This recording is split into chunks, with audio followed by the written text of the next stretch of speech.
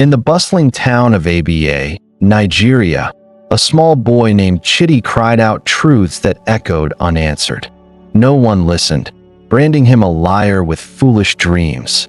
Shadows of doubt cloaked his every word, breeding silent injustice.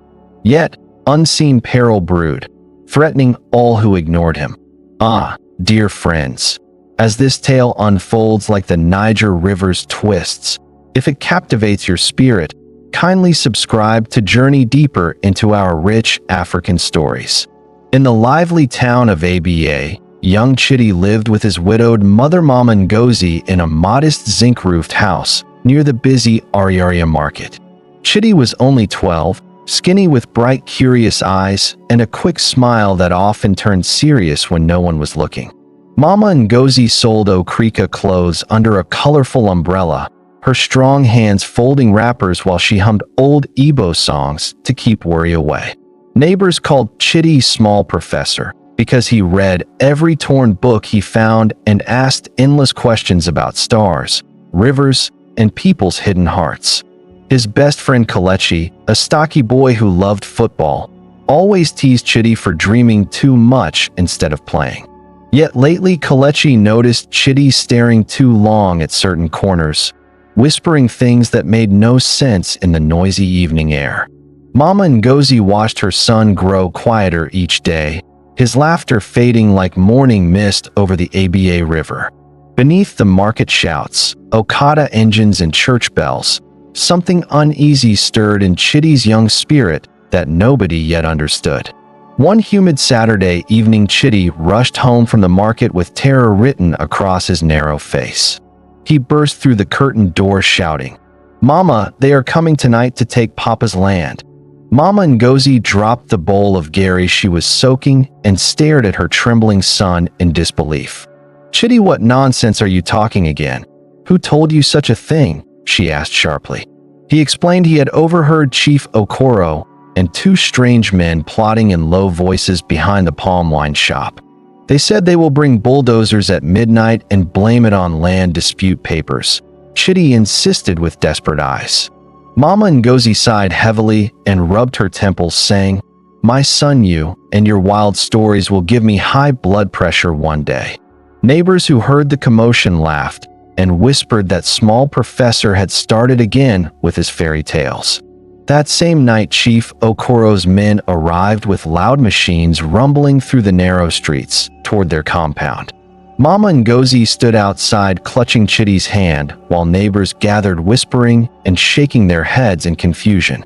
Chief Okoro stepped forward in his expensive agbada, smiling smoothly, and announced the land now belonged to him by legal papers.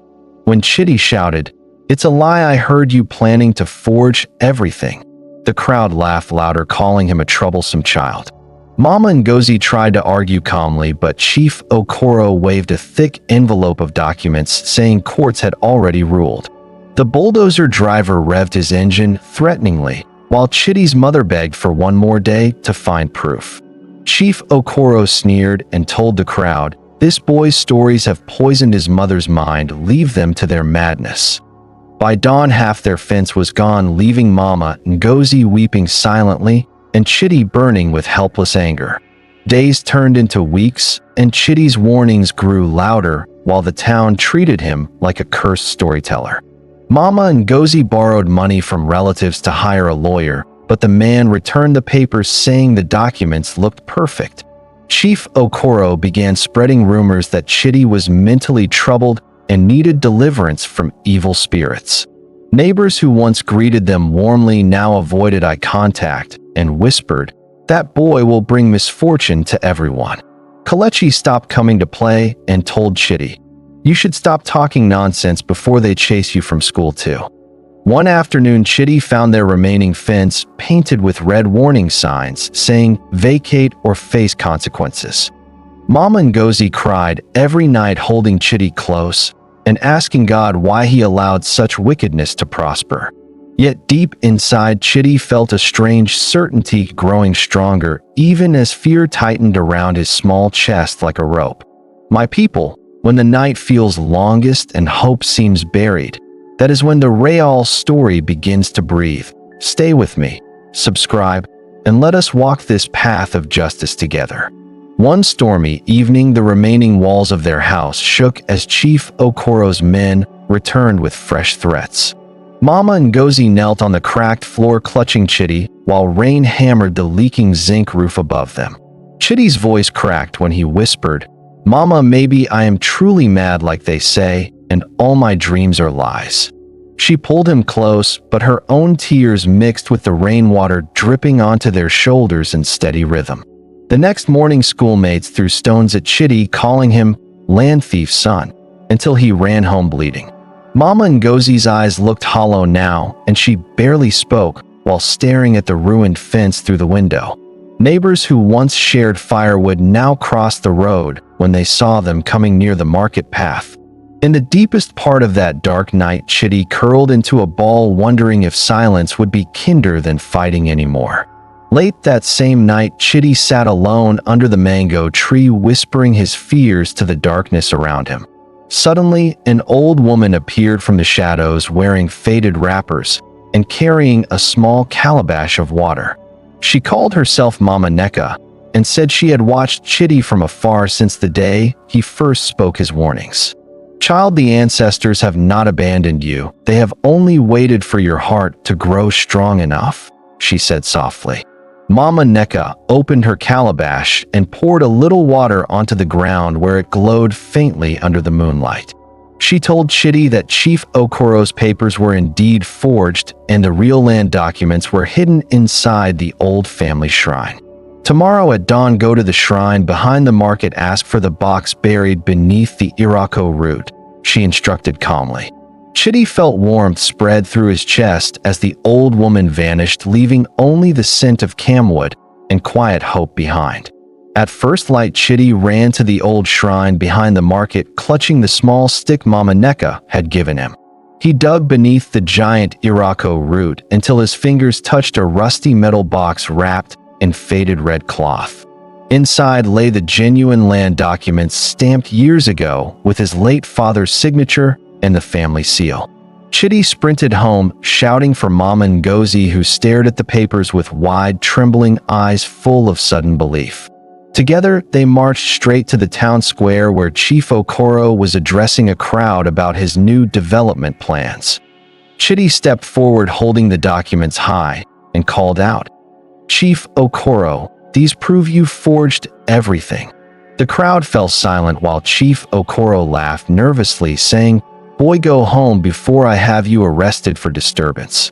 Mama Ngozi stood tall beside her son and declared, "Let the elders and the police inspector see these papers right now." The town inspector took the ancient documents from Chidi's shaking hands and studied them under the bright morning sun. Chief Okoro's confident smile slowly faded as the inspector's face grew stern while comparing signatures and stamps. After long, tense minutes, the inspector raised his voice, declaring, "These papers are genuine and the others are clear forgeries." A shocked murmur swept through the crowd like wind rushing across dry savanna grass in harmattan season. Chief Okoro tried to protest, but two policemen stepped forward and quietly asked him to follow them to the station. Mama Ngozi pulled Chidi into a tight embrace while tears of relief streamed down her weathered cheeks. The elders present bowed their heads slightly toward Chidi, saying, "Small professor, you spoke truth," when all mouths stayed silent. By evening, bulldozers rolled away, leaving the land untouched and the town buzzing with stories of the boy nobody believed. Years later, the compound stood strong again, with fresh mud walls painted bright blue and a new iron gate. Chidi had grown into a tall young man studying law at the university in Enugu, yet he still returned home every holiday. Mama Ngozi now sold her okrika under a proper shop roof, and people greeted her with deep respect whenever she passed.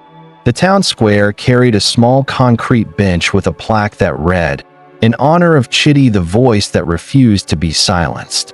Neighbors who once mocked him now sent their children to listen when he visited and told stories under the mango tree. Kelechi had become his closest brother again, apologizing often for the days he chose laughter over loyalty.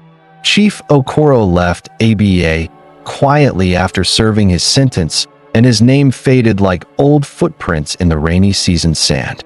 So remember, my people, truth may wear the face of a child and still carry the weight that moves mountains when the time is right.